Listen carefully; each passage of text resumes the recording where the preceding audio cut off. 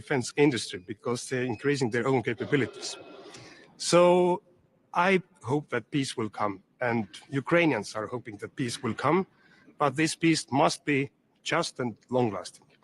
And Europe must take more responsibilities about that as well, because we are not talking only about the Ukraine peace, but we're talking about the peace in Europe, and as well the defense architecture for Europe.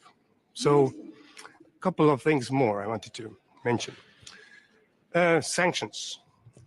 I do hope that we will find a decision to prolong all the sanction regimes today and this week, and also the 16th package will adopt it soon. And I'm very happy that Poland took over the presidency for this half a year, and we can move forward. As well, the frozen assets of Russia. We need to take in use the frozen assets, the main part. Estonia has adopted the law already last year that we can do it. So I don't believe in this kind of excuses that we don't have the legal frame for that. No, we have. We have the European legal frame if there is a political will. And Russia must pay. We are using now the profits of the frozen assets as guarantees, and also we have given directly these profits to Ukraine. It's very good.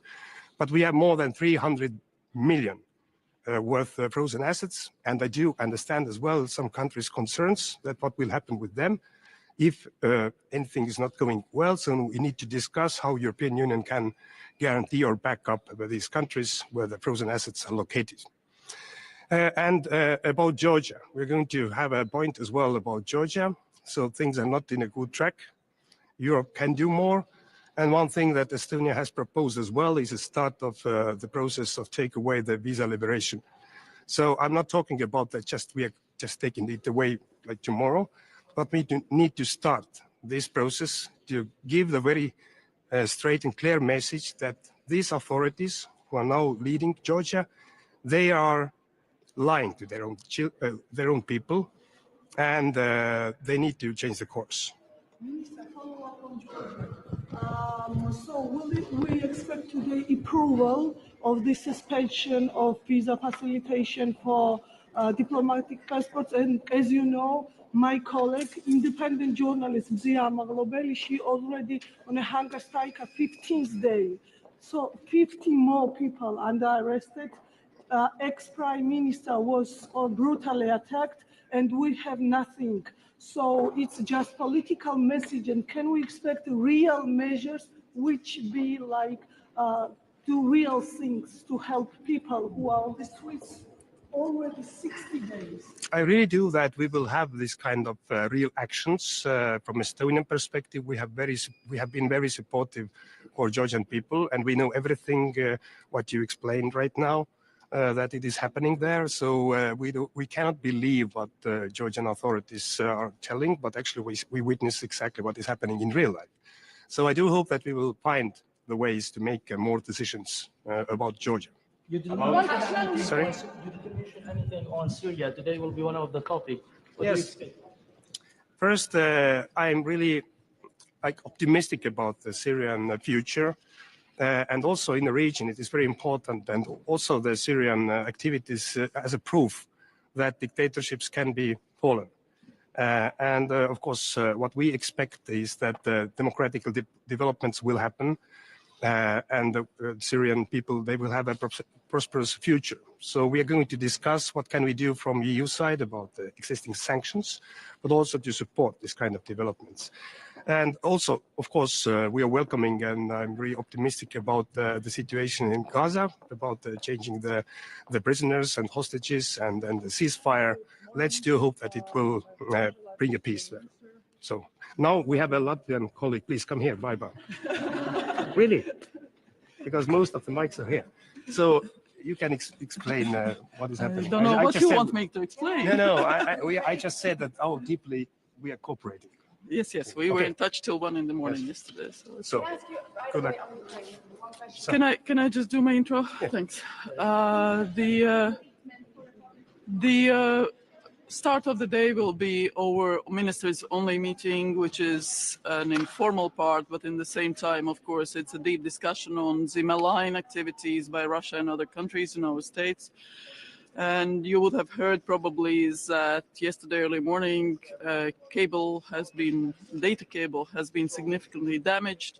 The good news are that our operator is a state company of manager of the data cables was so well prepared that we have not suffered any loss of data or transmission.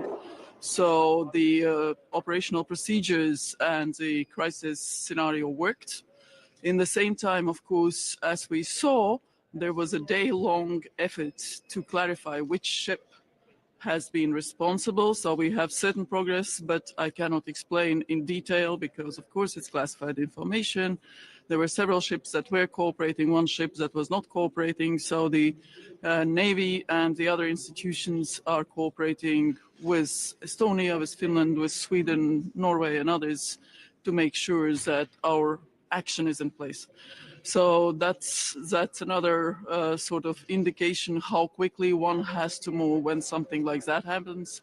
How many cables do we have in the Baltic Sea? And also one of the ships involved is actually a sanctioned Shadow Fleet ship. So today we will also discuss, of course, the issues around how we can further sanction Russian incomes. So that is also Shadow Fleet is one of those.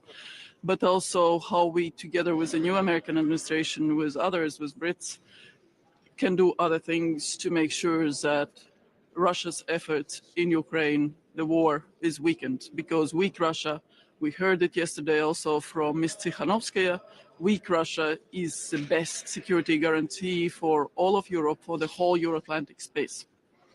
We will have the exchange on Middle East, including on Syria. Again, there are certain developments that we welcome, which is a ceasefire, the release of hostages. I am personally very deeply unnerved by the efforts of Hamas to present themselves as some type of show. So that is something that we find despicable. Lebanon ceasefire holding, but again, there are issues that need to be discussed. And Syria, we fully support conditions-based roadmap for lifting sanctions and everything around that. And on Ukraine, I know you have a question. Yeah, on Ukraine, I have one question. Trump said this weekend that he will significantly cut aid. We don't know exactly if it will be on Ukraine, but what does this mean for Ukraine?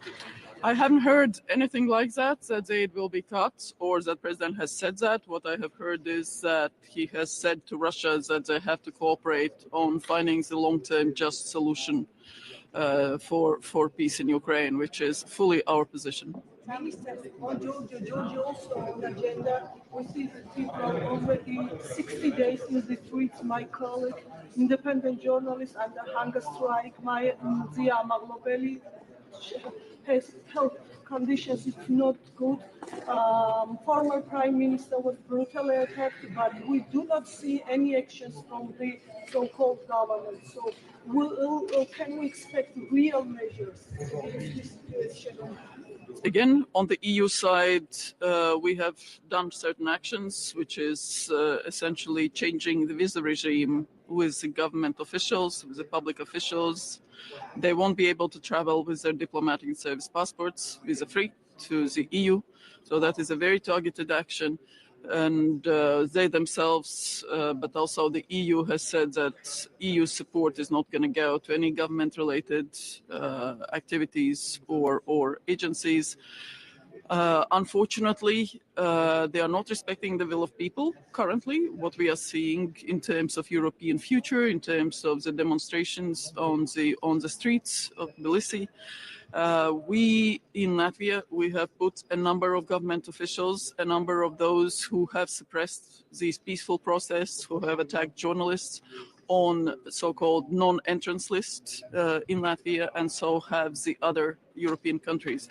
So there is a pressure, but there is also clearly the door open for the European future if the people's will is respected. What do you think of the trouble that we have to renew the sanctions package due to one member state? I believe we will find a solution to that. Minister, one question concerning Syria. You are watching what's happening in Syria, but we saw widespread violation against minorities around the center city of Homs. You have delegation there watching, and you are watching closely what the new leader is doing. Are you aware of this, and what's your reaction?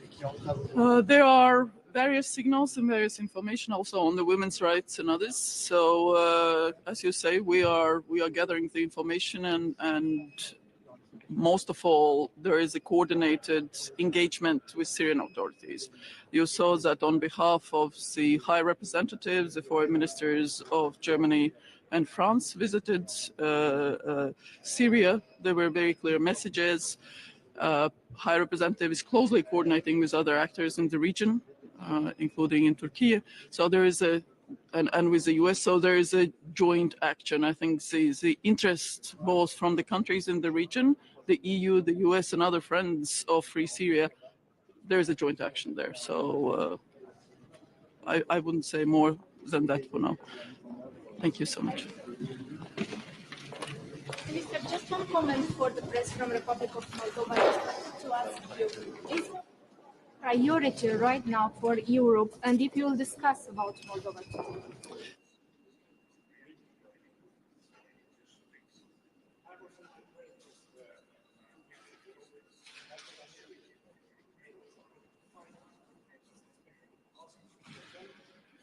Termes de l'accord, on doit permettre la libération de tous les otages, notamment des 2 otages français, Calderon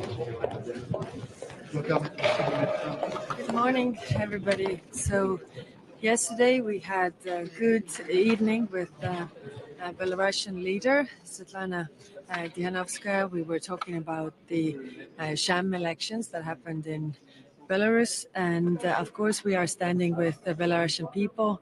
Belarus is still high on the European agenda. Today in the morning we will have a discussion over hybrid threats. We see things happening in the Baltic Sea. We see hybrid action all around Europe. We need to raise awareness. We need to discuss what more can we do in order to avoid this.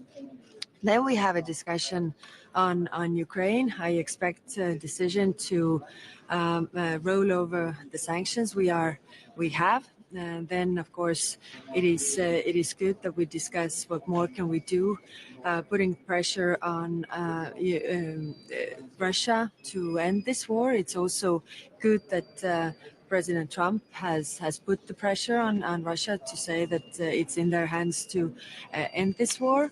And then, of course, Middle East, a lot is happening there. We have the ceasefire in Israel-Palestine. It is, of course, a welcoming step. It is a first step, and we need to build for a more lasting peace. We are working towards also helping Palestinians in Gaza. We are ready to redeploy our mission to Rafah border crossing so that humanitarian aid would reach Gaza. Then, of course, on Syria sanctions, we are also expecting to really ease the sanctions. We are expecting to decide today regarding this. It is a step-for-step approach. So if they are doing the right steps, then we are willing to do the steps on our behalf as well. So there's a lot on the table today, a lot of discussions, and hopefully we get to some important decisions. The question in Syria is EU ready to ease the sanction in the Syria of the fall of Assad? And how is the current relation between the EU countries, EU institution, and the new rulers in that sense? We expect to reach a decision today to put together a roadmap to ease the sanctions. So it is clear that we go step by step.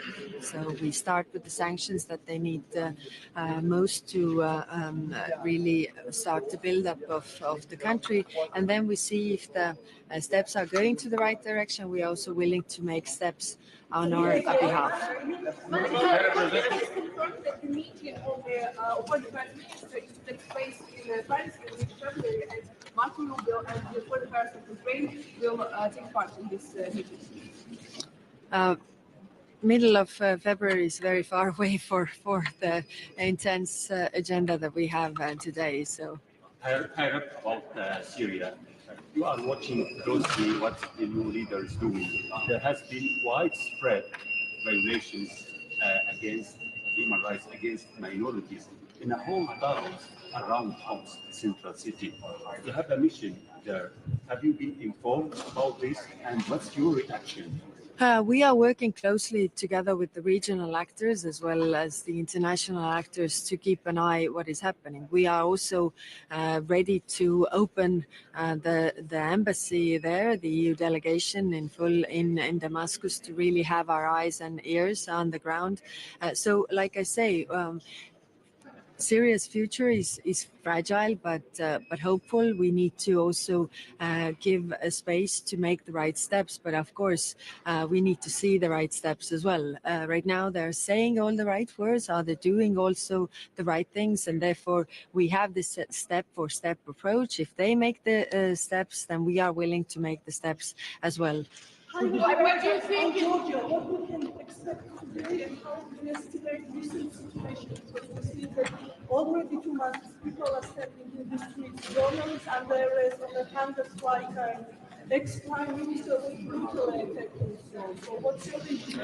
We're going to briefly discuss Georgia today as well. And of course, we have now the diplomatic passports suspended and the visa-free regime suspended for the diplomatic passports. We have also taken the funds that we had in support of the government and given them to the NGOs, the civil society, I think, to support them in this mission. But it is in the hands of Georgian people to really get this straight. What do you say? Clearing out Gaza. How do you respond to that? I mean, we've had some critics say this is ethical.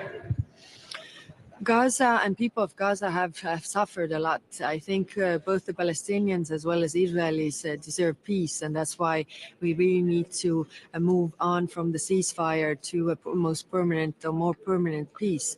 And therefore, Europe is supporting the two-state solution, of course, supporting Israel's security, but also the rights of Palestinians.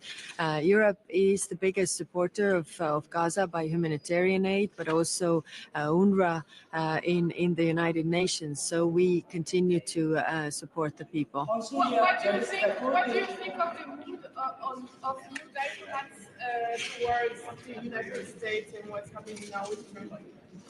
Is there a No, we are willing to work always when there are elections. There's going to be a new administration, so we need to work with the new administration. Of course, the style of different administrations is different, and we need to adapt also our working methods to this. But I expect very good cooperation also with the new administration. Thank you.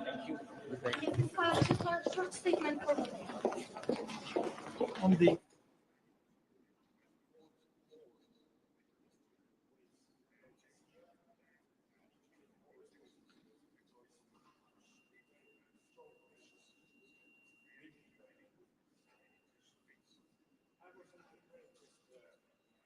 to ask you what are the main priorities of Europe regarding the Republic of Moldova, and especially if Estonia can help us with the Russian interference, especially because we have parliamentary elections soon. Yes, the Moldovan government has a very strong leadership about joining European Union, and Estonia has been very supportive, and also this process is ongoing. So I do hope that Moldova is doing the reforms which Moldovan government is in a very good track, and the funds for Moldova about the development during the European integration process, they are there. And Estonia is helping as well Moldova, especially the fake news about disinformation, and I think that I do hope that these elections in autumn, they will become very democratic and open. Thank you. Thank you. Minister, can you comment on yesterday non-election in Belarus? priority right now for Europe, and if you'll discuss about Moldova today. Yes, hello. Of course, Moldova is a priority, and we congratulate Moldova on the successful referendum for introducing the EU's future in its constitution and also for the presidential elections. We indeed are very upset at the way Russia has handled the whole gas supplies. But in the same time, Moldova's government has been clear that it will provide that assistance to its people to compensate for the rise of prices. And we have supported Moldova's government. We have sent money in the energy support fund so that that can be supported.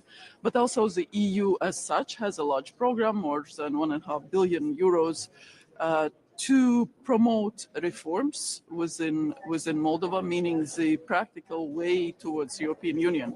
So we are fully behind it. We are fully supportive. We are engaging with my Moldovan colleagues, on practical way on the EU, but also, as I said, financial support and all the other support that is necessary. Thank you. I am personally very deeply unmoved by the efforts of Hamas.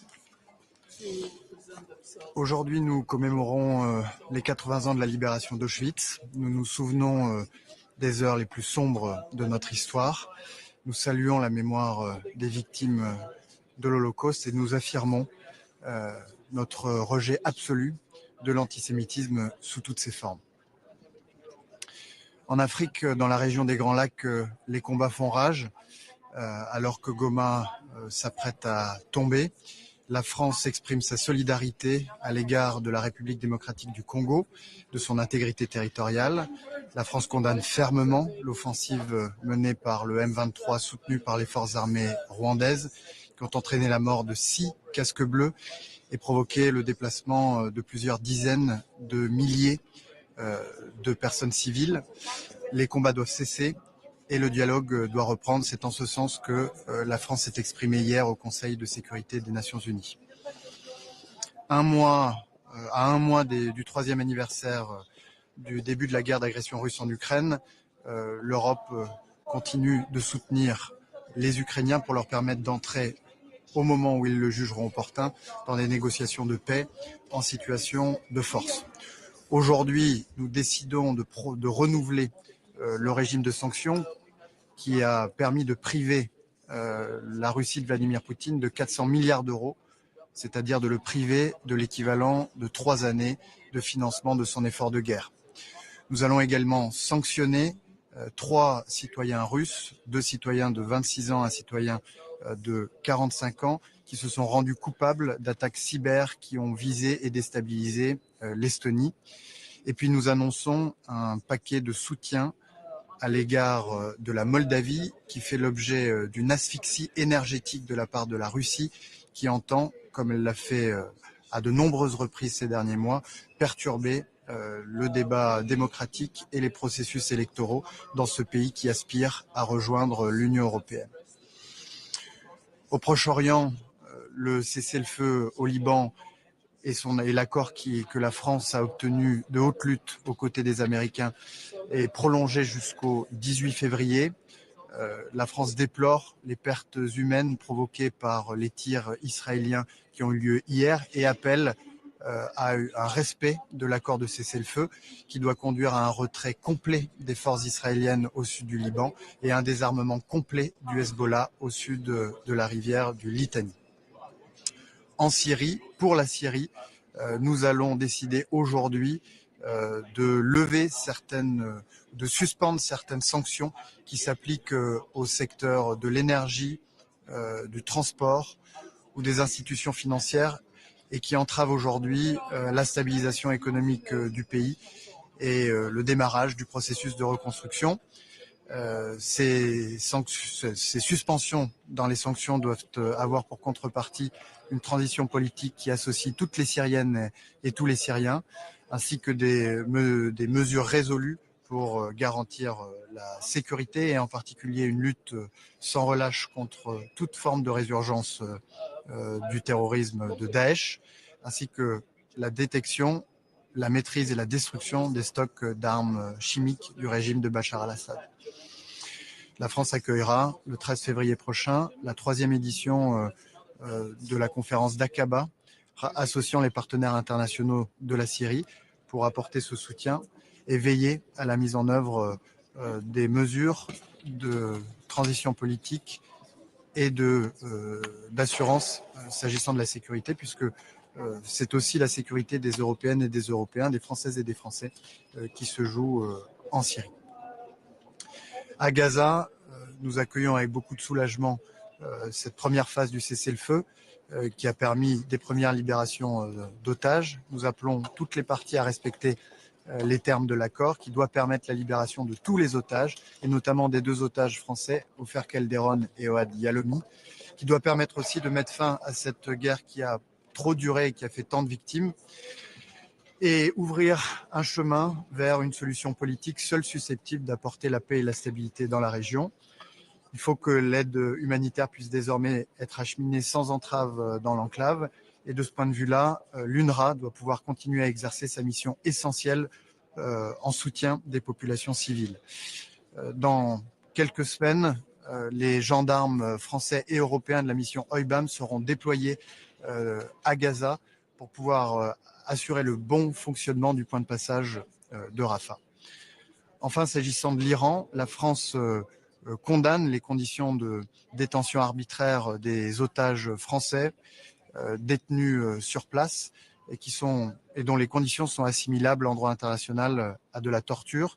Nous avons appelé nos ressortissants à ne plus se rendre en Iran, nos ressortissants de passage là-bas à revenir en France, et j'annoncerai aujourd'hui que nous proposerons que les responsables de ces détentions arbitraires puissent être sanctionnés par l'Union européenne dans les mois qui viennent.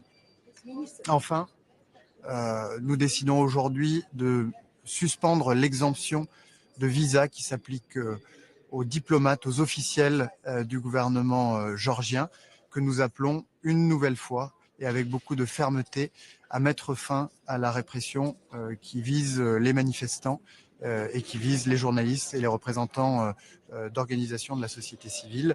Le peuple géorgien a exprimé constamment et avec beaucoup de persévérance son aspiration européenne, son aspiration à la démocratie et à la liberté. Elle doit être entendue. A couple days ago, you had a meeting in Davos with the Prime Minister Masroor Barzani. Could you tell me something about that meeting, please?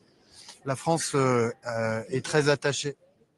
France remains committed to the fact that the Kurds are fully integrated in the political transition in Syria. There needs to be a political solution that respects the rights of the Kurdish people while taking into account the security interests of Turkey. But this needs to be a peaceful process that respects and takes into account the fact that the Kurds have played a significant role in the fight against ISIS and in the fact that the terrorist fighters of ISIS are now placed in prisons rather than spreading insecurity in Syria and Europe. Qu'est-ce que vous ministre du blocage des sanctions du renouvellement des sanctions par un seul pays membre? Je vous l'ai dit, aujourd'hui, les sanctions seront renouvelées. Elles ont permis de priver Vladimir Poutine de 400 milliards d'euros, c'est-à-dire l'équivalent de 3 années d'efforts de guerre. Elles ont prouvé leur efficacité et elles vont être maintenues et se poursuivre. Je vous remercie. Merci beaucoup.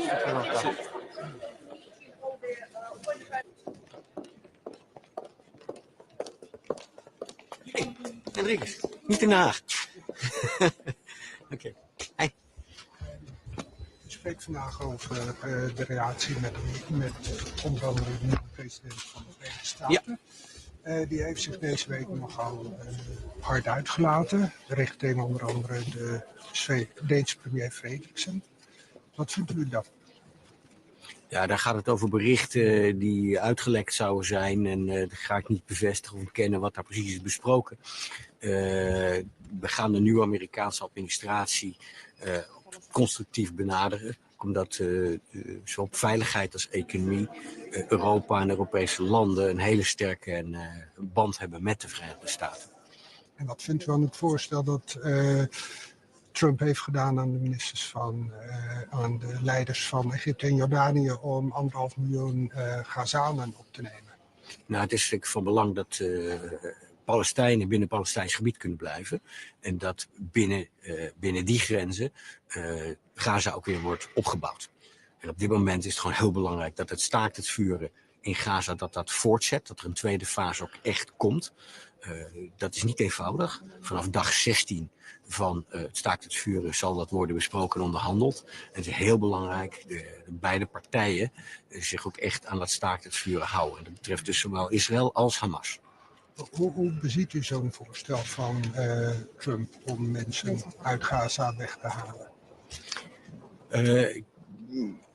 Hij doet wel vaker bouwde uitlatingen, die nemen we ook altijd serieus, maar hoeven niet altijd letterlijk te nemen. Waar het om gaat is hoe ook de Amerikaanse begeleiding van dat staakt het vuren, samen met Qatar en Egypte als begeleiders, hoe dat ook kan voortzetten. We hebben gezien dat er toch wat hobbels waren bij afgelopen weekend rond de vrijlating van een aantal gijzelaars. En dan gaat het met name over 1 vrouwelijke gijzelaar in die handen is van de Palestijnse Islamitic Jihad. Dat is gewoon belangrijk dat Egypte en Qatar en de VS zich daar ook volop mee bezighouden om te zorgen dat zij ook vrijkomt. Al die gijzelaars moeten vrij. Ja. U spreekt ook over de relatie met Rusland en een nieuw sanctiepakket. Premier Tusk van Polen, de EU-voorzitter, houdt harde woorden voor premier Orbán als hij het nieuwe sanctiepakket zou blokkeren. Verwacht u dat het 16e sanctiepakket wel gaat komen? U sprak afgelopen vrijdag ook nog met uw Hongaarse collega hierover. Ja, ten eerste is het van belang dat de sanctiedruk op Rusland nu ook echt gehandhaafd wordt. Juist in deze fase is dat heel belangrijk. En u ziet ook dat president Trump wat dat betreft ook uitspraken heeft gedaan. Dus die moet nu worden gehandhaafd. Speculeren over opheffen daarvan, vervallen van die sanctiedruk, is spelen met vuur. Ik heb afgelopen vrijdag de Hongaarse minister van Buitenlandse Zaken opgebeld. Hij zei, wat is er aan de hand? Hoe kunnen we dit toch voortzetten? En ik heb goede hoop in dat dat gaat slagen vandaag. En u spreekt ook over het verminderen van sancties, sectorale sancties voor Syrië. Nu komen ook berichten naar buiten van het Syrische Observatorium voor Mensenrechten dat er de afgelopen 3 dagen 35 mensen standrechtelijk geëxecuteerd zouden zijn door strijders gelinkt aan het huidige regime van HTS. Wat voor signaal geeft u dan? Het zouden voornamelijk mensen van het oude Assad-regime zijn. Ja, die berichten kan ik niet bevestigen. Maar het is wel heel ernstig om te onderzoeken wat er her en der plaatsvindt. Wat wij willen doen nu is kijken hoe we sectorale sancties kunnen verlichten. Maar met een mogelijkheid dat ze telkens weer kunnen worden ingesteld als dat regime een afslag neemt die we niet willen dat het neemt. Sancties tegen de organisatie HTS en tegen bepaalde personen en ook sancties op wapens en dergelijke heffen op dit moment niet op. Dus we gaan stap voor stap kijken hoe dat gaat. En blijven in een kritische dialoog met de nieuwe machthebbers. Ja, u gaat er wel vanuit dat dat is een deel van de sectorale sancties tegen Syrië vandaag worden opgeheven? Ja, we willen kijken hoe we sectorale sancties kunnen opheffen. Dat betreft sancties op de financiële sector, op de luchtvaart en dergelijke sancties. Als je die opheft, kan het land zich ook weer voorspoedig ontwikkelen. En dat is denk ik op dit moment heel erg van belang. On Syria, there's the Kurdish community and the other minority, but also over the past, before the Kurdish fighters fighting against ISIS, but right now the future of the Syria is not clear. There's no serious negotiation between the new government in Syria, Damascus, and the Kurdish. Could you tell me something your country or EU, what are you going to do? For the Netherlands, it's very important that the new governance of Syria is working in a rather inclusive way, including all the communities that make up the society of the country. And that includes Christians, for example, but that also includes Kurds. We explicitly state that in all kinds of statements, and it has also been included in the first EU statement right after the fall of Assad. Minister, on Georgia, with so many statements from your ministry, what's your now current opinion, because as you know, my colleague, for example, independent journalist Zia Maglobeli on a hunger strike, 15th day. Former Prime Minister was brutally attacked. People almost 60 days in the streets, and we saw just like the suspension visa facilities for diplomatic passports. So can we expect some real measures, and what's your country's position regarding sanctioning those people who are responsible for these actions? The Netherlands has always been for personal sanctions for those responsible for the repression. At this moment, the step to take is withdrawing the visa freedom for Georgian diplomatic passport holders. I think that's an important first step. On journalists and the freedom of journalists, I'm very concerned. And that's also why the Netherlands made available extra resources for the protection of journalists. We also made available extra resources for those who have been arrested in the repression of free demonstrations. We stand with those who want to work on the European path for Georgia, and that horizon stands. And we are rather critical regarding the elections that have taken place, also in light of the ODA report. Sorry, one question for the US-EU relations. We talked about US and EU relations today as well. I mean, Trump talked about clearing out Gaza over the weekend. What is your position on this? And I mean, can there be any good relations with a partner like this? I believe that we can have good relations with the US like we had in the during the first Trump administration.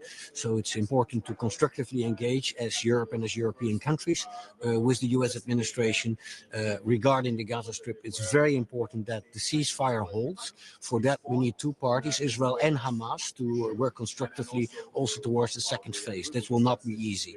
That is very important because with the ceasefire, we can see the release of all the hostages, which is important. We can also see, safeguard that more humanitarian aid will come in and really be distributed to those in need. And hopefully this ceasefire also brings an end to the war. That is very important. I would not speculate about ideas of the people, of the Palestinian people of the Gaza Strip to go anywhere else. Those who are the Palestinians in the Palestinian territories should be able to remain in the Palestinian territories, be it the West Bank or the Gaza Strip. We have to go now. Last question. Not to go into panic mode on Trump. What's your idea on this? We see panic mode is never good in foreign policy making. It's never good. It's never a good base of foreign policy making. There's no reason to be in panic mode. We are not in panic mode. What is very important is that we chart our way in a constructive engagement, because the relations between Europe and the US are very intensive, both on the economic front as well as regarding security and defense policy. Thank you. Thank you. Good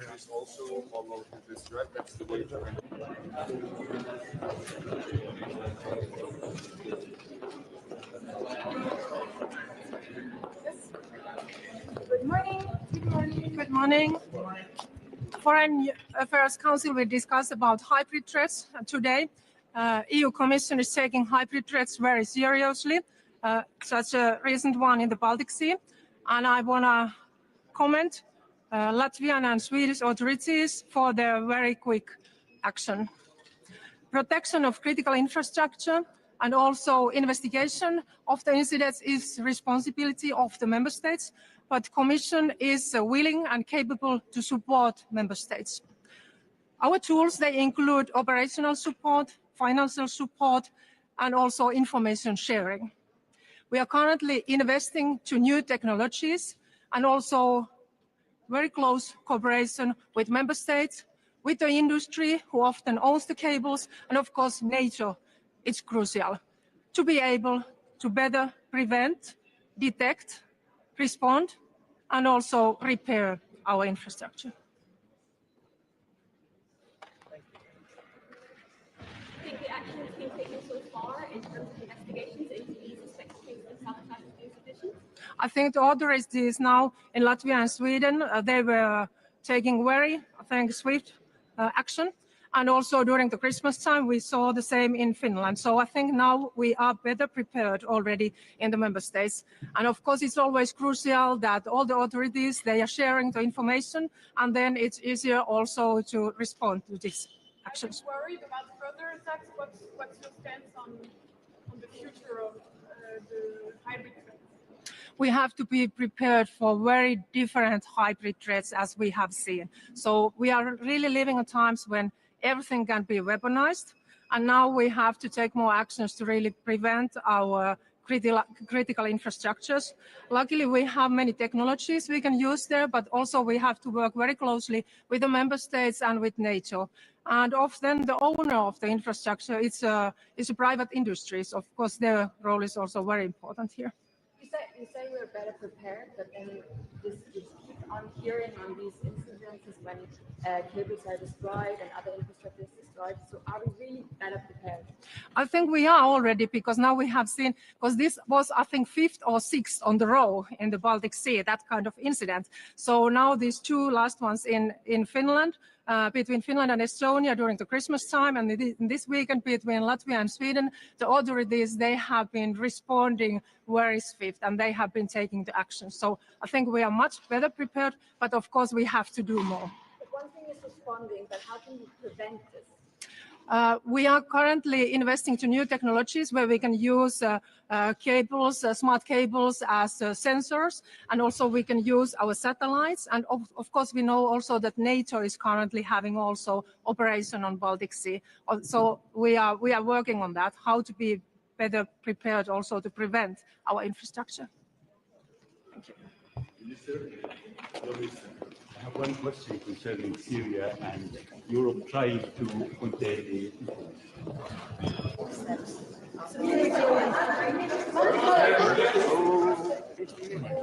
Good to see you. Good to see you. Can I say a few words maybe? I'm very conscious that there's many people in Ireland still without electricity supply and without water. And I want to assure people that everything that can be done is being done to restore people to supply as quickly as possible. I really want to express my gratitude to the incredible crews who are doing so much work right across the country. We've gone from around over 750,000 people not having access to electricity to over 200,000 people now. But I am conscious as this goes on, the longer it goes on, the more hardship that imposes on people. And that's why we're carrying out a number of activities. As Minister for Defence, I'm very pleased to see the Air Corps has been assisting the ESB networks and continues to be available for any requests where we can help in a practical sense. I'm also very grateful to the Civil Defence, who have been carrying out a number of activities, particularly in the north and northwest of the country. And that support, both from the Air Corps, the Defence Forces and the Civil Defence, will of course continue in the days ahead. We're also very eager now to see these local authority emergency response hubs established. A number are now open, more will open, and our national coordination team will meet today at 12 o'clock to see what more can be done. I'm very pleased to be here at my first meeting of the Foreign Affairs Council. Of course, we're meeting at a time of much geopolitical uncertainty and challenge. I firstly want to obviously acknowledge and very much recognise that today is International Holocaust Remembrance Day, and it is so important and so vital that we pause and that we remember the absolute horror. How many people were murdered during this time? 6 million people. And today I will be announcing additional funding from Ireland for the Auschwitz-Birkenau Foundation as well, to continue to support the preservation of that site. We must never forget, and we must all say never again. And Ireland is very determined to continue to work to stamp out anti-Semitism in every way we can, both domestically and indeed at a European level. We have much on the agenda today. Obviously, Ukraine, a very serious situation continues there. We must absolutely maintain European solidarity. We need to see the rollover of the sanctions in relation to Russia. That's absolutely essential, and I think very good progress has been made on that this morning, and I welcome that fact. We need to obviously discuss the Middle East. I think we need to begin to progress the conversation about the status of the sanctions in relation to Syria, but any changes there, I think, will need to have a snapback mechanism. I think that's really important to provide the European Union with the assurances that we require. And of course, in relation to Gaza, I very much welcome the fact that the ceasefire is holding so far, that we have seen the release of hostages, and that we are seeing a very significant increase in humanitarian aid, but we need to see so much more. And I think we need to all challenge ourselves on how we can do more. While I'm here today, I'll also have an opportunity to have a bilateral with the EU Trade Commissioner, someone who knows Ireland very well from the Brexit days, but wanted to have a very early engagement with him I think it's absolutely vital that the European Union and the United States establish a deep, meaningful working relationship. The United States is reliant on foreign direct investment. It was before the US presidential election. It is after the US presidential election, and the US and the EU are dependent on each other, both before and after the presidential election. And now that President Trump is in office, it's really, really important that we engage intensively on trade and how we can do business together. And I welcome if we'll have a chance to talk about that as ministers today, but also that I'll have a bilateral with the Trade Commissioner.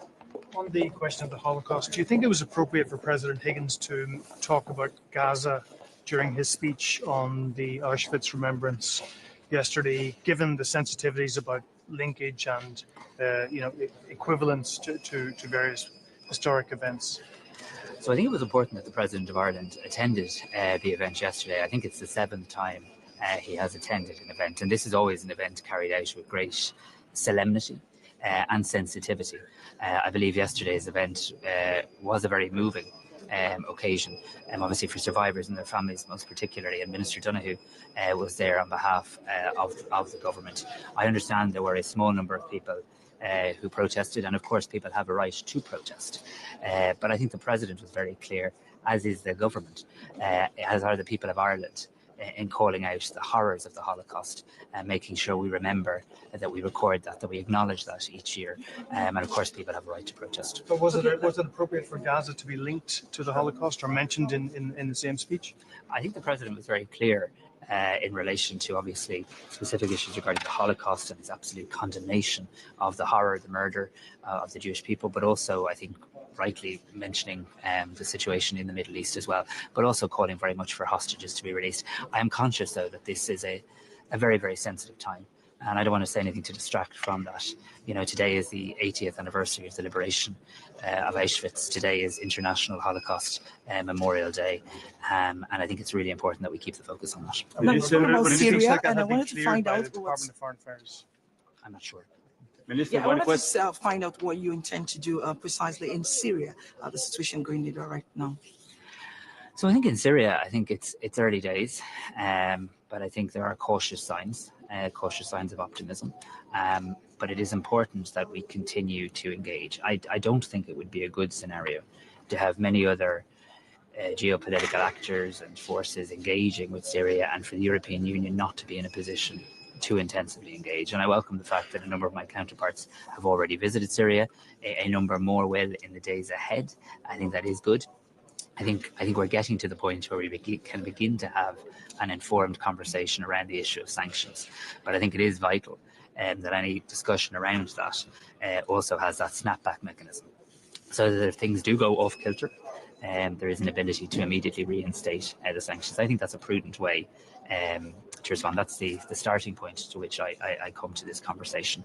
I think we also, in the time ahead, need to consider obviously issues around migration and the many Syrians who fled Syria right across Europe. But I think that is for another day. I think the priority now must be on engagement with the new Syrian authorities and making sure that as we consider the easing of sanctions, that there is that snapback mechanism. About Donald Trump's call for what he called the clear out of Gaza. I mean, given how strongly Egypt and Jordan have resisted the idea of pushing Palestinians into the Sinai or even into Jordan from the West Bank, how concerned are you about those comments? So firstly, I'd say President Trump, I suppose, and his team were very much a party to the ceasefire agreement in terms of very intensive work. And I acknowledge that, the very intensive work that the Trump administration put in the days before President Trump assumed office. I think that was welcome. And I've no doubt that played a very significant role in helping to bring about a ceasefire that has now seen the killing and the bombing stop, that has seen the aid flow, and has seen hostages be released. And it's really important that ceasefire holds. It is also important, though, to acknowledge in that ceasefire agreement itself, it does talk about people being able to return. And therefore, I think it's important that we're consistent in the approach that we take. The priority, I think, needs to be on implementing the letter and the spirit of the ceasefire. And like I say, President Trump's administration has played a positive role in bringing about those conditions. I think our focus now has to be on making sure that it lasts, that it holds, that it is enduring, and that it can be built upon. I must say, I was so pleased, as I'm so many people across the world were, to see aid trucks finally re-entering, to see aid being distributed. But the scale of what has to happen here is absolutely almost incomprehensible. And I think it's really important that we continue to look at every opportunity to increase humanitarian aid. One more. Link to what to say about the EU-US relations after the inaugural speech on Monday? So President Trump is a democratically elected president of the United States of America. He will decide the direction of his country for the next 4 years, and certainly for the next period of time. His party controls obviously both houses of Congress as well, and that is the reality with which the European Union finds itself. I think Europe should not just become a multilateral organization that talks about President Trump. We should also be one that talks about what we are going to do ourselves. We are not just commentators on the outcomes of other people's elections. We are the European Union, and there are hundreds of millions of us. There are 27 countries, and we must now control what we can control. And that means the implementation of the Draghi report. It means the implementation of Letta's recommendations. It means carving out the proper time, bandwidth, space, capacity in the Commission to return to issues like competitiveness. And it means engaging with President Trump in a way that I think he relates to, about the benefits to the United States of America of doing business with the European Union and member states of the European Union. And I would respectfully point out, when you look at trade in the round and when you include the issue of services, it's a much more it's a very different or less stark picture to perhaps how it's somehow presented in the United States. So we can do business with the Trump administration. My country has done business with every US administration. There'll be challenges. There'll absolutely be challenges, but we've got to control what we can control, and that's why I want to meet the Trade Commissioner today. I think it's essential that there's an early engagement between the EU and the US. I called for that during my time as a member of the European Council. I reiterate that today, and I also very much welcome the fact that the Secretary of State, Marco Rubio, will be invited to participate or to either Zoom in or meet us in person at a Foreign Affairs Council at an early date. I think that would be really very welcome development. Meeting members of the US pharma sector, multinational sector, as part of perhaps a charm offensive to dissuade them from shifting production to the US?